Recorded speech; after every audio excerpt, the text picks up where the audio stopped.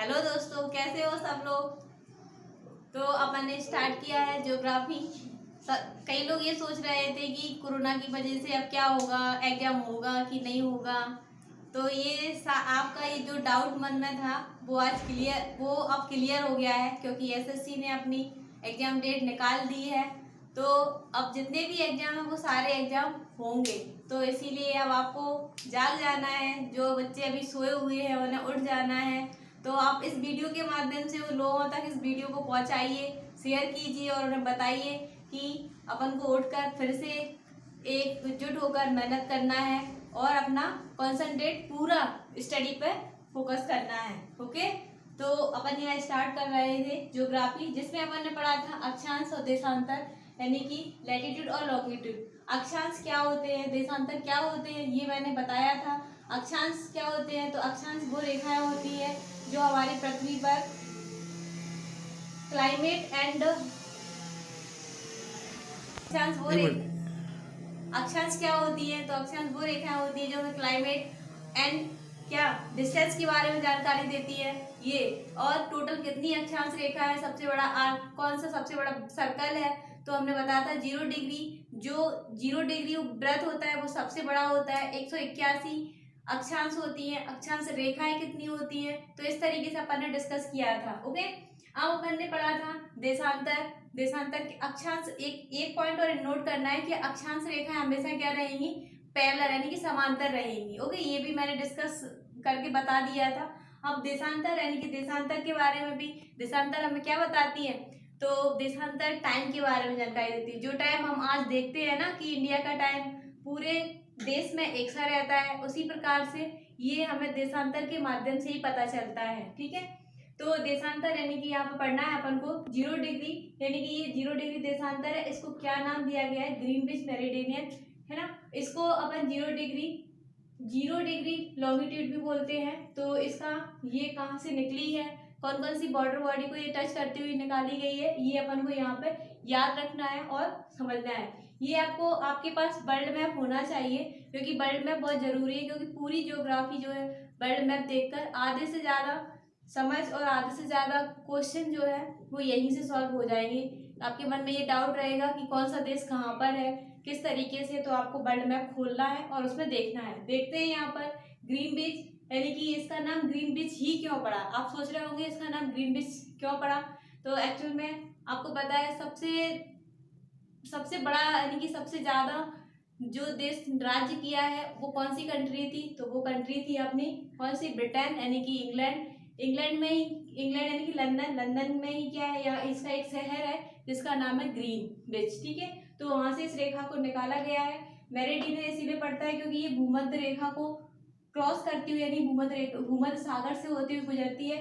इस कारण से इस तरीके से इसका नाम रखा गया। नॉर्थ ये कहाँ से गुजरती है, ऊपर आर्कटिक सागर मिलेगा। जब आप वर्ल्ड मैप खोलोगे ना तो आपको ये सब उसमें ऑटोमेटिक दिखाई दे जाएगा। ओके, तो आर्कटिक सागर, नॉर्वेरियन, उत्तरी सागर। ओके, इसके बाद यूरोप में कौन कौन सी कंट्री को टच करती है, तो इंग्लैंड, फ्रांस, स्पेन। ओके, इस तरीके से ये आपको देखना है मैप खोल के, ये नहीं कि बस बोर्ड पर बता दिया तो आप कहोगे कि ये याद कर लेंगे। नहीं, पहले आपको अपने मन से खोजना है, देखना है कि ये देश कहाँ पर स्थित है, किस तरीके से है। ठीक है, तो अब अपन यहाँ पे अफ्रीका में चलते हैं, तो अल्जीरिया, माली, बुर्किना फासो, टोंगो और घाना। ये अकॉर्डिंग टू मैप मतलब हाथ से बनाया गया है, तो आप थोड़ा देश जो है इधर उधर हो सकते हैं, लेकिन आप देखोगे ना तो आपको इधर यही आसपास ये कंट्री आपको मिल जाएंगी। ओके, अब यहाँ चलते हैं, ये भूमध्य सागर बता दिया, अटलांटिक महासागर और दक्षिणी सागर। ठीक है, इस तरीके से यहाँ पे सबसे बर्फीला है अंटार्कटिका महाद्वीप। हो गया, तो अंटार्कटिका महाद्वीप से गुजारी गई है। अब आपने पढ़ा होगा ना, ये जो टेढ़ी मेढ़ी लाइन है इसके पीछे ही छुपी हुई है, कौन सी, इसको बोलते हैं इंटरनेशनल डेट लाइन। ये क्या बताती है हमें, टाइम के बारे में और दिन के बारे में जानकारी देती है, किस तरीके से हमारा दिन, यानी कि अपन इस साइड जाते हैं तो एक दिन की कमी, एक दिन बढ़ोतरी किस तरीके से होती है, तो ये अपन को 180 डिग्री देशांतर यानी कि इंटरनेशनल डेडलाइन बताती है। ठीक है, ये भी कहाँ कहाँ से होकर गुजरी है, ये 4 जगह फोल्ड होती है। तो सबसे पहले आपको याद रखना है कहाँ से, आर्कटिक महासागर, क्योंकि हमारी पृथ्वी इस तरीके से क्या है, गोल है। ओके, यहाँ पर हम यहाँ पे नॉर्थ अमेरिका बना हुआ है, यहाँ पे साउथ अमेरिका बना हुआ है, अफ्रीका बना हुआ है, यहाँ ऑस्ट्रेलिया, ये पूरा एशिया और यूरोप। तो इसको इस तरीके से निकाला, वर्ल्ड मैप में देखोगे ना तो ये इस तरीके से फोल्ड करती हुई निकाली गई है। ठीक है, अब इसको सिंपल फॉर्म में यहाँ पे शो किया है, तो आपको इस तरीके से देखना है। ये आर्कटिक सागर बताया ना, आर्कटिक सागर ऊपर पड़ेगा, तो आर्कटिक सागर पे फोल्ड करती है।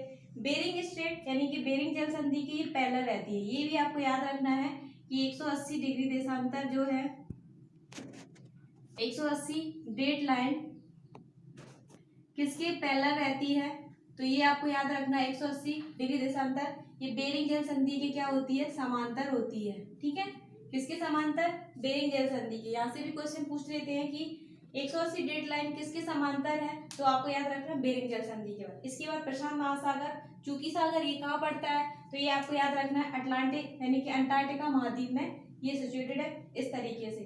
अब आपके मन में एक क्वेश्चन ये उठ रहा होगा कि ये इसको सागर से ही होके क्यों गुजारा गया, इसको सागर से होके इसीलिए गुजारा गया क्योंकि अगर 180 डिग्री अंतरराष्ट्रीय तिथि रेखा को अगर अपन अदर कंट्री या उससे होके निकालते ना, तो अलग अलग देशों का टाइम एक पर्टिकुलर महाद्वीप में उसका टाइम क्या हो जाता, अलग हो जाता। इसीलिए क्या किया, अब महासागरों में तो रहने जाओगे नहीं ना आप, इसीलिए क्या किया, इसको इस तरीके से होकर निकाला गया है। ठीक है, अब आप अपन पढ़ते हैं टाइम जोन। टाइम जोन क्या होता है, टाइम जोन वो एरिया जहाँ पर बिल्कुल सेम टाइम रहे उसको बोलते हैं टाइम जोन। ठीक है, अब पूरे विश्व को कितने 24 टाइम जोनों में विभक्त किया गया है, जिससे कि उस देश का जितना फैलाव यानी कि पूरब से पश्चिम की ओर या यूं के पश्चिम से पूरब की ओर जितना फैलाव रहेगा उसके उतने ही ज़्यादा टाइम होंगे, हर उस राज्य में अलग अलग टाइम रहेगा। इस ऐसी समस्या ना आए इसीलिए अपन ने क्या किया, पूरे विश्व को 24 टाइम जोनों में डिवाइड कर दिया। जैसे अब ये अमेरिका का है, थोड़ा सा समझ में नहीं दिखाई नहीं दे रहा सही से, लेकिन थोड़ा सा आपको समझना है। ये अमेरिका है, अमेरिका में भी कितने इस तरीके से अपन ने 5 टाइम जोन रखे हैं, इस तरीके से देखना है। तो ये न्यूयॉर्क है। अब ऐसे ही सोच सकते हो कि आप न्यूयॉर्क में रहते हो, आपको काम करने कहाँ जाना है, सैन फ्रांसिस में। तो यहाँ का बंदा अगर इस साइड जाएगा तो यहाँ पे उसको बजे 5 बजे है, मानते चलते सुबह के 5 बजे, तो बजते बजते इधर आते हैं तो टाइम क्या होता है, टाइम इधर क्या होता है, बढ़ता जाता है। ठीक है, तो इस तरीके से बढ़ते बढ़ते उसको यहाँ पे टाइम की यहाँ पे अलग टाइम मिलेगा इस तरीके से। तो इसको डिवाइड किया गया है टाइम जोन को। ठीक है, तो यहाँ पर रूस का कितना है 11, यानी कि यहाँ पर 11 टाइम जोन रखे गए, अमेरिका के 5 है, भारत के भी, भारत को ये भारत का नक्शा है, इसमें भारत के पास भी 82.5 डिग्री निकाली गई है देशांतर, तो ये भी भारत में सिर्फ एक टाइम जोन है।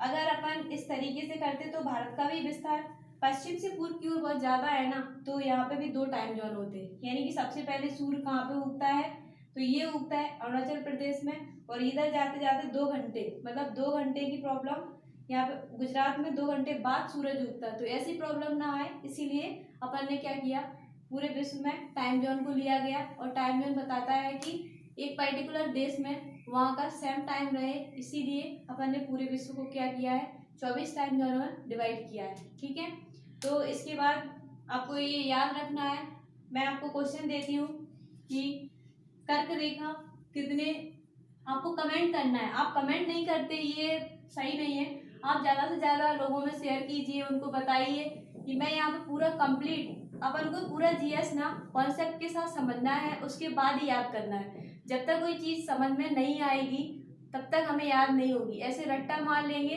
तो कोई हाल भूल जाओगे, पेपर देने जाओगे तो समझ में नहीं आएगा क्या रटा था।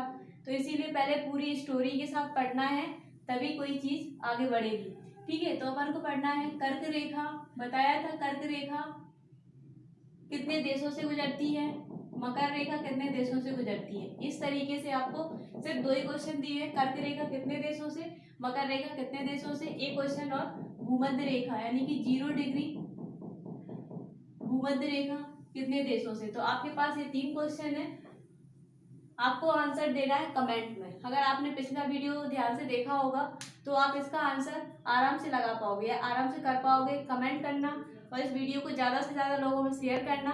Thank you.